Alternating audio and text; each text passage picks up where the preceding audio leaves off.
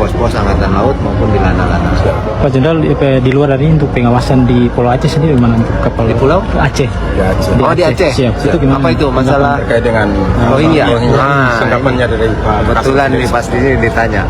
Jadi ini kita perlu tegaskan bahwa masalah pengungsi itu sebenarnya yang menangani adalah UNHCR dari PBB, dan pengungsi akibat peperangan maupun akibat penindasan genosida itu sebenarnya tidak boleh dihalangi, ya, jadi tidak boleh ditolak. Aturan internasional itu seperti itu. Namun karena akhirnya masyarakat Aceh sekarang agak keberatan, padahal dulu awalnya masyarakat Aceh menerima.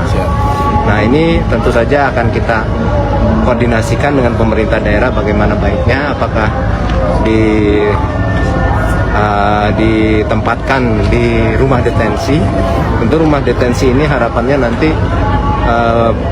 pembiayaannya harusnya dari UNHCR atau dari IOM, organisasi internasional yang menangani masalah pengungsian.